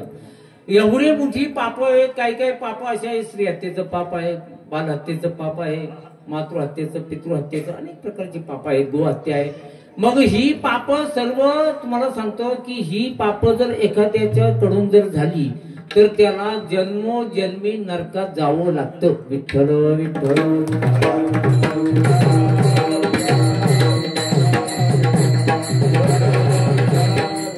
आता जगामध्ये नीती किती आहे, धर्म किती आहे, पाप कोण जाणते, धर्म नाही का, पुण्य कोण जाणते, थोडासा विचार करण्याची गोष्ट आहे. महाराज ठाण्याला एका म्हणजे साने गुरुजी ज्यावेळेला देवस्थान झालं त्यांचे, साने गुरुजी ज्यावेळेला वैकुंठवासी झाले त्यावेळेला असणाऱ्या त्या सर्व मंडळांना ठरवलं की साने गुरुजींनी जी पुस्तकं लिहिलेली ती पुस्तकं जनी, श्यामची आई, भारतीय संस्कृती त्यांची पुस्तकांची नाव आहेत. तर म्हटलं ही पुस्तकं आपण विक्रीसाठी ठेवू. काय सांगितलं, विक्रीसाठी ठाण्याला एका ठिकाणी ठेवून देऊ. एका ठिकाणी विक्रीसाठी त्यांची पुस्तकं ठेवली गेली आणि ठेवल्यानंतर त्या ठिकाणी एक बोर्ड लिहिला. त्या बोर्डवर असं लिहिलं की सदरू ही जी पुस्तकं आहेत ही साने गुरुजींची अतिशय मोलाची पुस्तकं आहेत. या पुस्तकावर छापील किंमत आहे. ज्याला कुणाला पाहिजे असेल त्यांनी ती किंमत वाचावी, त्यानुसार त्या पुस्तकाची किंमत या पेटीमध्ये टाकावी. अशा प्रकारचं लिहिलं आणि भरपूर पुस्तकं त्या ठिकाणी ठेवली. सर्व पुस्तकांची किंमत छापील प्रमाणे त्यावेळेला 1300 रुपये होती. किती रुपये होती त्या काळात? 1300 रुपयाची पुस्तकं त्या ठिकाणी ठेवली गेली आणि ती 1300 रुपयाची पुस्तकं ठेवल्यानंतर लोकांनी ती जी नेली तर त्याच्यानंतर लोकांची नीतिमत्ता पाहण्यासाठी किती पैसे लोकांनी टाकलेत, किती लोकांनी पैसे दिले पाहण्यासाठी ज्यावेळेला, आणि तो पेटी ज्यावेळेला खोलली त्यावेळेला त्याच्यामध्ये फक्त 17-18 रुपये सापडले. पुस्तके गेली किती, 1300 रुपयाची, आणि 18 रुपये त्या पेटीमध्ये सापडले. याच्यावरून काय लक्षात येतं? याच्यावरून असं लक्षात येतं की समाजामध्ये धर्म नीती किती आहे, पाप करण्याची प्रवृत्ती कशी आहे, धर्माला कोणी जागतंय का, नीतीला कोणी जागतंय का, धर्म कोणी पाळतंय का, अशा प्रकारचा नीतिमत्तेचा एक आढावा घेण्यात आला. अहो हे तर सोडून द्या. एकदा एका मोठ्या महात्म्याचा म्हणजे त्या ठिकाणी वाढदिवस होता. मोठा होता, श्रीमंत, कोट्यवधी, पैसे ज्याच्या जवळ आहेत कोट्यवधी, अशा प्रकारचा मोठा, आणि त्या मोठ्या अशा श्रीमंताचा तो वाढदिवस असल्यामुळे त्यानं ज्यांना ज्यांना आमंत्रण दिलं ते सुद्धा सर्व श्रीमंतच. आता श्रीमंत माणूस गरीबाला कशाला आमंत्रण देईल, नाही, कारण तिथे कोणतं जेवण असतं, बुफे. कोणतं जेवण, बुफे. त्याला आपण बुफे म्हणतो कधी कधी. बुफे म्हणजे काय, बुफे म्हणजे अनेक प्रकारचे पदार्थ आपल्या हाताने घ्यायचे, किती घ्यायचे, आपल्याला जेवढे पाहिजे तेवढे घ्यायचे. काही ना कळत नाही, वळत नाही, खूप घेतात, निम्म तसंच ठेवतात, अन्नाचा नासाठी करतात. मग त्यानं अशा प्रकारचा तो म्हणजे वाढदिवसाचा त्याचा साजरा करायचा ठरवल्यानंतर मोठे मोठे श्रीमंत लोकांना कोट्यवधी त्याचे मित्र होते मग सर्वांना त्या ठिकाणी आमंत्रण दिलं गेलं, सर्वजण त्या ठिकाणी आले आणि तो उत्सव साजरा होत असताना त्या उत्सवामध्ये काही स्त्रिया सुद्धा होत्या श्रीमंताच्या. एका श्रीमंत बाईच्या गळ्यातील त्यावेळेला असणारी त्याची किंमत 50,000 मोत्याचा हार, हिऱ्याचा हार, हिरे आणि मोत्याचा गुंफलेला हार, त्याची किंमत 50,000 त्यावेळेला. आणि तो हार तिच्या गळ्यातून चोरीला गेला. चोरीला ज्यावेळेला तो हार गेला त्यावेळेला त्यानं, त्या स्त्रीनं, तो मालक जो होता त्या मालकाजवळ गेली, म्हणले तुमच्या या कार्यक्रमामध्ये माझा 50,000चा हार काय झाला, चोरीला गेला. आता इथे कुणावर आळ घ्यावा, कुणाला म्हणावं माझा हार द्या, तुम्ही एक काम करा, काहीतरी युक्ती करा, पण माझा हार मला मिळेल असं काहीतरी करा. तो जो मालक होता तो त्या ठिकाणी आला. मोठा हॉल होता. सर्वांना सांगितलं ऐका, मी काय सांगतो ते ऐका म्हटले. या आपल्या समारंभामध्ये अनेक माझे चाहते, माझं हित जपणारे, जोपासणारे अनेक माझ्यावर प्रेम करणारे या ठिकाणी आले आहेत. सर्वांना प्रथमतः मी सर्वांचं अभिनंदन करतो, धन्यवाद देतो. पण या कार्यक्रमामध्ये आणि आलेली एक श्रीमंताची बाई भगिनी, तिच्या गळ्यातील मोत्याचा हिऱ्याचा हार 50,000 रुपयाचा चोरीला गेलाय. आता कुणावर आपण आळ घ्यावा, कुणाला म्हणावं हार तुझ्याकडे आहे का हे म्हणण्यापेक्षा मी एक काम करतो, सोन्याचं चांदीचं माझ्याकडे ताट आहे, ते चांदीचं ताट मी समोरच्या टेबलावर ठेवतो आणि लाईट सर्व ऑफ करतो, बंद करतो. ज्यानं कुणी घेतला असेल त्यानं तो हार आणून त्या चांदीच्या ताटामध्ये ठेवा. मी ज्यावेळेला लाईट बंद करील त्यावेळेला ठेवा. ज्या वेळेला तुम्हाला कालावधी दिला जाईल 15 मिनिटाचा, त्या 15 मिनिटाच्या आतमध्ये तुम्ही ठेवा. 15 मिनिटाने मी लाईट लावील. जो कुणी चोर असेल तो सुद्धा लोकांना कळणार नाही आणि त्या बाईचा हार तिला मिळाला जाईल. बरोबर आहे का नाही? त्याचं म्हणणं बरोबर आहे का नाही? मग त्यानं काय केलं असं म्हटल्यानंतर म्हटले सुरुवात करतो, म्हटले मी लाईट ऑफ करतो. लाईट बंद केली. चांदीचं ताट सर्वांनी ठेवलेलं पाहिलेलं होतं. म्हणजे समोर चांदीचं ताट आहे टेबलावर. लाईट बंद करतो आता मध्ये केली. 15 मिनिटाच्या आत म्हटले तो हार त्या ठिकाणी त्या ताटामध्ये ठेवा. 5 मिनिट झाले, 10 मिनिट झाले, तुम्हाला काय वाटलं हार आला? हार आला नाही. 15 मिनिटं झाल्यानंतर ज्यावेळेला लाईट लावली त्यावेळेला चांदीचं ताटच गायब झालं. हार तर आला नाही, चांदीचं ताट गेलं. ही लोकांची नीतिमत्ता आहे, हा लोकांचा धर्म आहे. आणि हे जोपर्यंत लोकांना कळत नाही तोपर्यंत युगानुयुगी महाराज म्हणतात हे धर्मनीतीचा व्यवहार सांगण्याचा अधिकार मला आहे, म्हणून मी सांगतो. म्हणे नीत म्हणजे नीती न विचारता जे करतात त्याचं नाव पाप आहे. अभंगाच्या 3ऱ्या चरणामध्ये पाप त्याचे नाव न विचारिता काही. नीत नीत पाप त्याचे नाव न विचारिता नीत. पाप त्याचे नाव न विचारिता नीत. पाप त्याचे नाव न विचारिता नीत. पाप त्याचे नाव न विचारिता नीत. पाप त्याचे नाव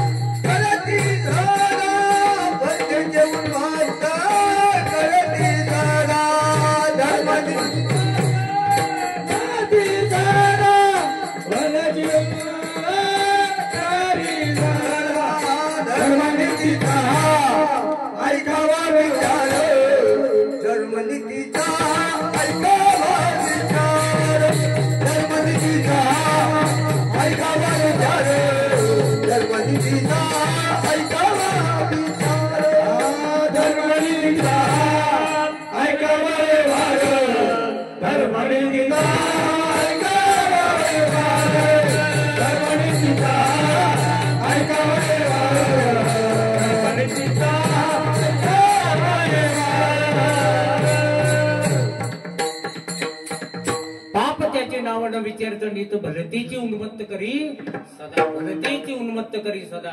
पाप त्याला म्हणतात की पाप म्हणजे धर्म नीती न जाणता जे केलं जातं त्याचं नाव पाप आहे. म्हणून धर्म नीतीचा व्यवहार महाराज म्हणतात मला सांगण्याचा अधिकार आहे. कारण का? कारण माझ्या देवानं सुद्धा ते केलेलं आहे. देवानं सुद्धा हा धर्म रक्षणासाठी अवतार घेतलेला आहे. देवानं सुद्धा हा धर्म रक्षण करण्यासाठी बरं का अवतार घेतला. प्रभूचा अवतार झाला, प्रभू रामचंद्रांचा अवतार झाला का नाही? आता काल परवा दिवशी नाही का, कालच झाला ना, कालच. मग काल प्रभूचा अवतार झाला कशासाठी झाला? धर्मनीतीचा हा ऐकावा व्यवहार. धर्म म्हणजे काय, नीती म्हणजे काय सांगण्यासाठी, तो निर्दलन करण्यासाठी, दुष्टांचं समाजात असणाऱ्या चांगल्यांचं रक्षण करण्यासाठी झाला. आणि म्हणून माझ्या देवानं सुद्धा ते केलं म्हणून मी करतो. अशा प्रकारचं अभंगाच्या शेवटच्या चरणात तुका म्हणे धर्म रक्षावयासाठी, तुका म्हणे धर्म रक्षावयासाठी, तुका म्हणे धर्म रक्षावयासाठी, तुका म्हणे धर्म रक्षावयासाठी.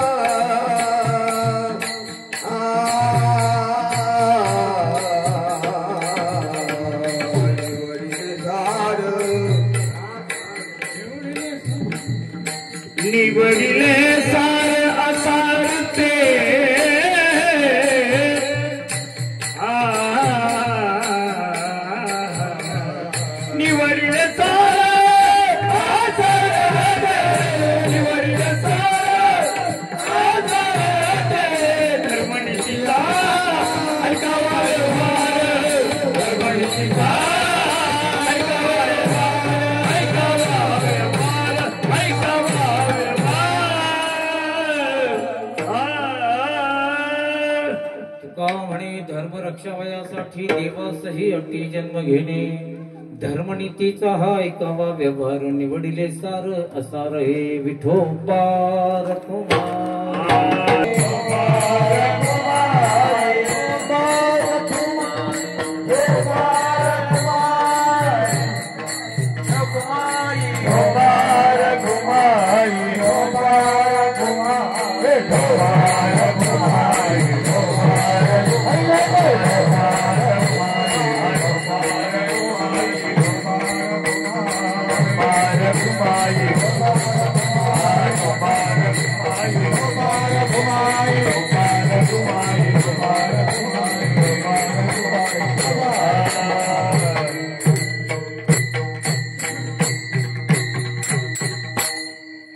दयातीचे नाव भूतांचे पारण आणि निर्धन कंटकाची धर्मनीतीचा हा एका व्यवहार निवडली सारा सारथे पापत्याचे नावाने विचारिता नित्य भलतीची उन्मत्त करी सदा धर्मनीतीचा हा एका व्यवहार निवडली सारा सारथे तुका म्हणे धर्म रक्षावयासाठी देवासही अटी जन्म घेणे धर्मनीतीचा हा एका व्यवहार निवडली सार असार हे चालत असलेला अखंड हरिनाम सप्ताह चौथ्या दिवसाची ही कीर्तनरूपी सेवा माझ्याकडे होती यथामती यथाशक्ती अभंगाचा थोडा भावार्थ पाडण्याचा आपण प्रयत्न केला अनेक या अभंगातला बराचसा भाग शिल्लक राहिलेला आहे परंतु वेळेअभावी आपल्याला सांगता येत नाही वेळ संपलेली आहे या कीर्तनासाठी अनेक मान्यवर या ठिकाणी आज उपस्थित आहेत कोकणातून आमचे डोंगरे महाराज या ठिकाणी आलेले आहेत पिंपळगावचे सस्ते महाराज आलेले आहेत बाबा आपण नाव काय जोशी महाराज शहापूरचे जोशी महाराज या ठिकाणी आलेले आहेत चांगलं गायन आहे त्यांचं सुंदर आवाज आहे आमचे मडचे काही वारकरी आलेले आहेत डॉक्टर सीपी मोदी चंद्रकांत मोदी या ठिकाणी उपस्थित आहेत त्यांची व्याही या ठिकाणी आली आता ते कीर्तनाला आले का व्यायिका आले हे काही मला सांगता येणार नाही पण आले आणि बरेचसे आता वारकरी आमचे दुसरे आलेले आहेत आमचे बालचंद्र महाराज आहेत कैलास महाराज आहेत प्रल्हाद महाराज आहेत देवराम महाराज आहेत वसंत शेठ आहेत मी त्यांना महाराज अजून म्हणत नाही बबन महाराज आहेत आमचे सखाराम नाना आहेत दगडू शेठ आहेत माझ्याबरोबर आलेले बुट्टे अजय बुट्टे आहेत धुंडीभाऊ बुट्टे आहेत आमचे शीतवाडीचे बुट्टे महाराज आहेत आणि या गावातील असणारे सर्व वारकरी की ज्यांच्या सहकार्यातून ज्यांच्या प्रेमातून हा अखंड हरिनाम सप्ताह चाललेला आहे हा असा चालत राहू ही सदिच्छा प्रभू रामचंद्रांच्या चरणावर मी समर्पित करतो आमचे लिंबाजी बाबा आहेत आणि उत्कृष्ट पथवादक सिंधू बाबांचा नातू बरोबर आहे आळंदीला आहे छान वाजवतो चांगलं होईल चांगलं वाजवतो मला छान वाजवलं गायक मग बाबांनी पण चांगली साथ दिली सर्वांना धन्यवाद देतो बाळा आमची उभी आहे गेल्या वर्षी 2-3 मुली होत्या आज तो एकटीच आहे सर्वांना अशी सदिच्छा देतो सर्वे सुखिनः सन्तु सर्वे सन्तु निरामयः सर्वांना सुख लाभो सर्वांना आरोग्य लाभो सर्वजण निर्व्यसनी राहू सर्वांना आरोग्य मिळून आपल्या भारतामध्ये असणारा आपला प्रचलित असणारा हिंदू धर्म ह्या हिंदू धर्माबद्दल हिंदू धर्मियाबद्दल सर्वांना आपल्या मनामधून प्रेम निर्माण हो आपल्या आईबापाबद्दल प्रेम निर्माण हो आपल्या देशाबद्दल प्रेम निर्माण हो आपल्या गोमातेबद्दल प्रेम निर्माण हो आपल्या भूमीबद्दल प्रेम निर्माण हो आणि सती शूर आणि संत सर्वांना विसर पण तिघांना विसरू नका सतीला विसरू नका शूरला विसरू नका कारण तो शूर सीमेवर आहे म्हणून आपण आज आहोत सतीला विसरू नका सती आहे म्हणून प्रपंच आहे संसार आहे सतीला विसरू नका आणि संतांना विचारू नका कारण संतांचं जे चाललेलं वाङ्मय जे आहे सद्विचार आहे ते देण्याचं काम जे करतात त्यांना विसरू नका आपण तुकोबा ज्ञानोबा होऊ शकत नाही ज्ञानोबा तुकोबा आले त्यांचं कोणी ऐकलं नाही अनेक कीर्तनकार बरेच वेळा म्हणत असतात माझं काहीतरी घेऊन जा माझं काहीतरी घेऊन जा आता मी त्यांना सांगतो तुझं काय घेतो, ज्ञानोबा तुकोबाचं कुणी घेतलं नाही, तुझं काय घेतो येड्या. असे लई विद्वान आले लई गेले, कोण कोणचं घेतो काय. हा, सांगण्याचं काम कर, सांगण्याचं काम कर. अक्षदा टाकल्या मांद्यावरी, बरं का. अक्षदा नाही का आपलं लग्न असतं का नाही एखाद्याचं, मग लग्न ज्या वेळेला लागलं जातं नवरा बायकोचं, त्यावेळेला अक्षदा किती जण टाकायला येतात त्या ठिकाणी, वरड किती असतं, भरपूर असतं का नाही. मांडव तिकडे दूर असतो, मांडवात जागा नसते, मांडवाच्या बाहेर अनेक जण असतात, पण अक्षता सर्वांना वाटल्या जातात. आणि तिकडे सावधान म्हटल्यानंतर इकडून काय केल्या जातात, अक्षता टाकल्या जातात. आता तुम्ही सांगा, तिथं जवळ जे आहेत त्यांच्या अक्षता नवरा नवरी पडतात, पण बाकीच्या पडतात का, पडतात का तुम्ही सांगा. ते इकडे तिकडेच पडतात का नाही. मग त्यावेळेला अनेकांच्या अक्षता जरी अनेकांनी टाकल्या तरी जवळ असणाऱ्यांच्याच अक्षता नवरा नवरीवर पडतात. तसं अनेक समाजामध्ये अनेक सांगत जरी असले तरी ज्ञानोबा तुकोबांना चिकटून जे जवळ त्यांचे आहेत त्यांच्याच अक्षतांचा परिणाम बाकीच्यांवर, त्यांच्याच विचारांचा परिणाम होतो. म्हणून ज्ञानोबा तुकोबांना विसरू नका, या भारतभूमीला विसरू नका. ही भारतभूमी म्हणजे आपली आई आहे, ही माता आणि मातीला विसरू नका आणि मातेला विसरू नका. ह्या जर दोन गोष्टी केल्या, आपल्या संप्रदायाचं एक फार मोठं वैशिष्ट्य आहे. वेळ संपलेले आहे की पुंडलेखानं परमात्मा जो आणला तो भक्त आईबापाच्या सेवेमुळे. हे सर्व जे आहे ना, हे सर्व तुम्ही पार कीर्तनाला जाऊ नका. कधी तुम्ही देवळातही नाही गेलं तरी काही निश्चित देवाचं काही तुमच्यापासून अडलेलं नाही, पण तुम्ही चालत्या बोलत्या आईबापांना मात्र विसरू नका. आईबापाचा आशीर्वाद घ्या. तुम्हाला सांगतो, जगाच्या सर्व जगाचा आशीर्वाद जरी तुमच्या पाठीवर असेल पण आईबापाचा नसेल तर काही उपयोग नाही. स्वामी तिन्ही जगाचा आई विना भिकारी. आई माझी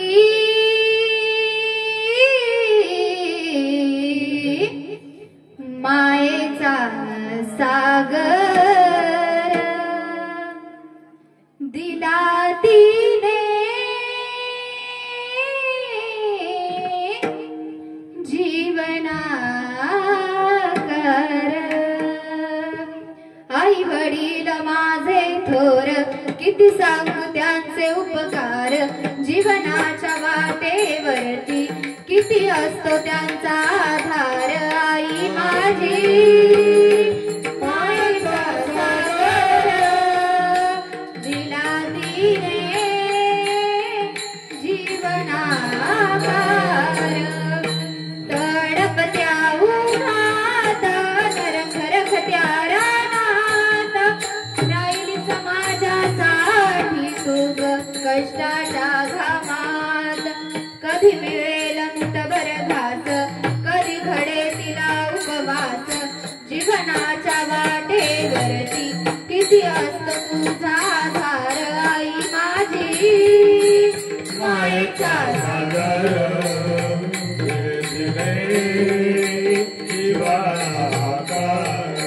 नभाची चांदणी तू चंदनाची कोर. शीतल तुझी छाया मला हवी जीवनभर. तुझ्या शीतल छायेमध्ये उभे आयुष्य जगीना. आई देवापाशी सुद्धा ग मी तुला जग मागीना. आई माझी मायेचा सागर दिला तिने जीवनाकार. छान वा, आई बापाला विसरू नका, आपल्या धर्माला विसरू नका. आणि जसं तुकोबा आणि ज्ञानोबा तितकेच महत्वाचे संभाजी महाराज आणि छत्रपती शिवाजी महाराज. हे दोन राजे जर या महाराष्ट्रात झाले नसते तर आतापर्यंत हे सत्तेचं सोडूनच द्या, आपलं काय झालं असतं काय सांगता येत नाही. म्हणून या दोन राजांना विसरू नका, संत मंडळींना विसरू नका. आणि ज्या संतांच्या कृपेने ही सेवा केली त्यांचं एकदा भजन करूया. ज्ञानेश्वर माऊली ज्ञानराज माऊली तुकाराम महाराज ज्ञानेश्वर माऊली ज्ञानेश्वर माऊली महाराज ज्ञानेश्वर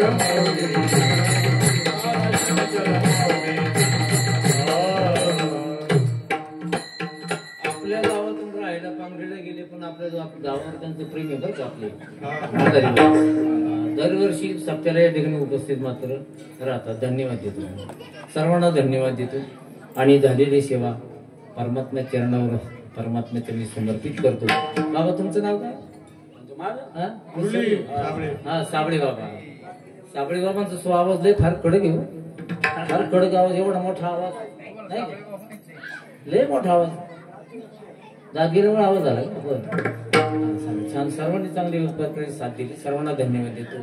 जय जय विठ्ठल, जय हरी विठ्ठल, जय विठ्ठल, जय हरी विठ्ठल, जय विठ्ठल, जय हरी विठ्ठल, जय विठ्ठल, जय हरी. कोणीले पुरे वेदी वासुली उत्तरे नाही विचारिला अधिकार